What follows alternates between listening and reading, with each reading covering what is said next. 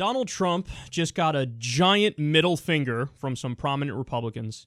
Huffington Post explains here, 50 of the Republican Party's most experienced national security officials will not vote for GOP presidential nominee Donald Trump, they wrote in an open letter released Monday. Quote, "We are convinced that Trump would be a dangerous president and would put at risk our country's national security and well-being," said the former officials, many of whom held top positions in the George W. Bush administration. They continue here. Most fundamentally, Mr. Trump lacks the character, values, and experience to be president. He weakens U.S. moral authority as the leader of the free world. Signers include some of the best-known intelligence, defense, and security experts of the past 2 decades, Michael Hayden, the former director of both the CIA and the NSA, Michael Chertoff and Tom Ridge, both of whom served as secretaries of Homeland Security under the Bush administration, and former Vice President Dick Cheney. In closing, the 50 GOP officials wrote this.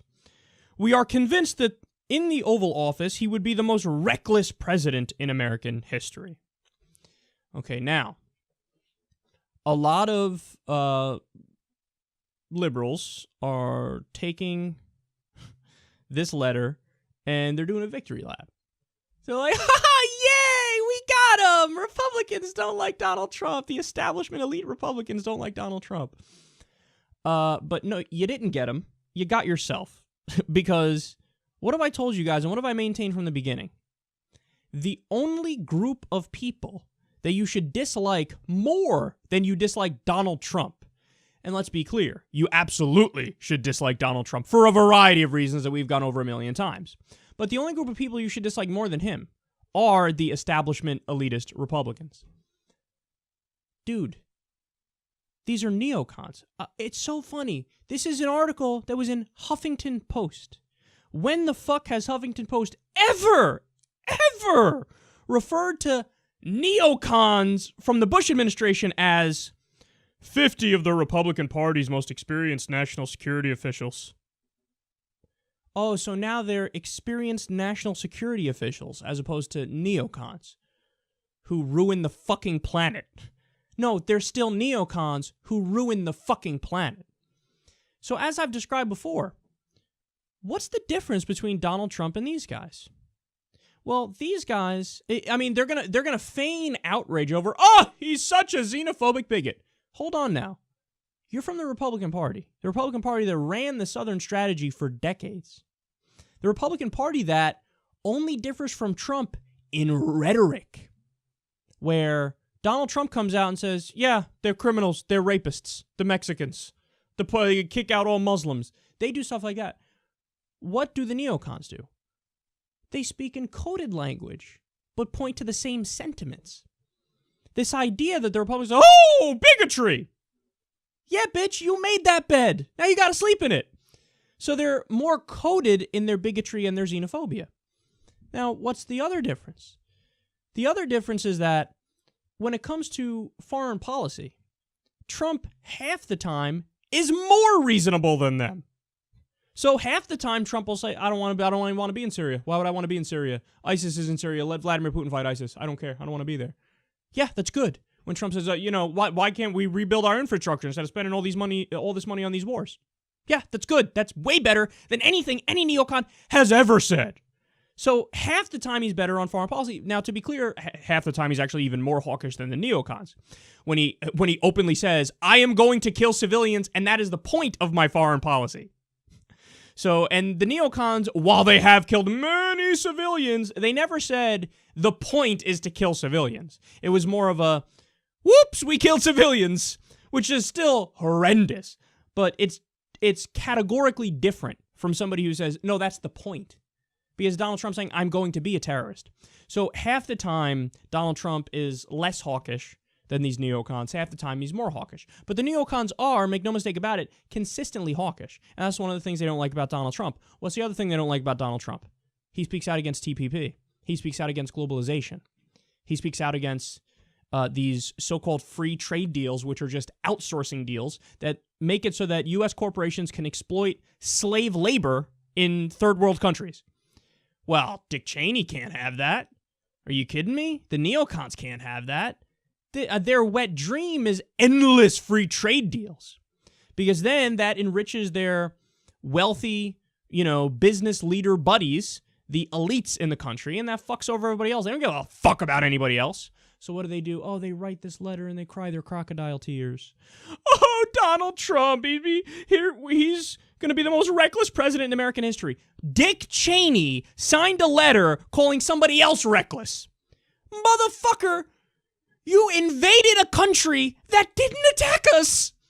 Just Saddam Hussein 9/11, Saddam Hussein 9/11, Saddam Hussein 9/11, Saddam Hussein 9/11. Whoops, we invaded a country, occupied it, killed hundreds of thousands of innocent civilians, destabilized the Middle East, created the vacuum that ISIS rose up out of. But now let me tell you why this other guy is so crazy on foreign policy.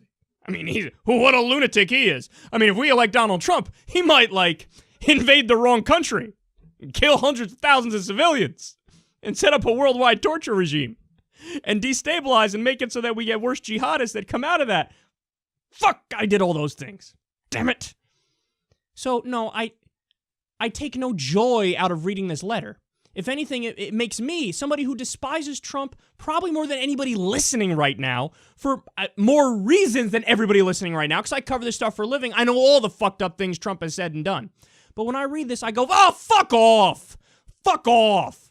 Michael Hayden, the guy who's like, we should spy on everybody. Let's shove a camera up your grandma's ass and see what shows she's watching on TV, because the NSA should know everything ever. Now, all of a sudden, that guy's like, oh, Donald Trump, he doesn't understand the Constitution. That's another part that they put in here. He doesn't understand the Constitution, so we can't have his president. He doesn't understand the Constitution. From the guys who shat on the Fourth Amendment. Protection from unreasonable search and seizure. They're like, oh, what's this we have here? That's fucking nice. Yeah, Fourth Amendment, my ass cheeks. The same people who did that, the same people who set up a worldwide torture regime, we have the Eighth Amendment, protection from cruel and unusual punishment. They're like, yeah, how about no? How about we get rid of that and we torture people? Now all of a sudden they're like, oh, Constitution! Constitution! Donald Trump's gonna violate the Constitution that we care about so dearly. No, you don't. No, you don't. So please spare me. 50 of the worst people on the planet are saying never Trump, but they arrogantly, condescendingly, patronizingly think, well, we obviously have moral authority. We were part of the Bush administration. We were part of a former White House, which is obviously good by definition. We had positions of power. Our names are known. So you must respect what we say. I don't respect what you say. I don't respect it.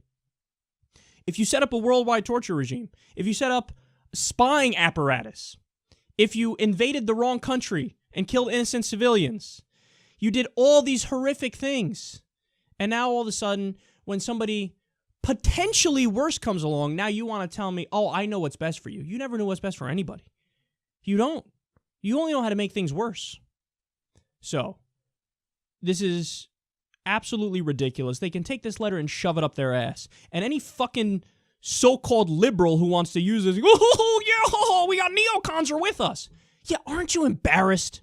Aren't you embarrassed?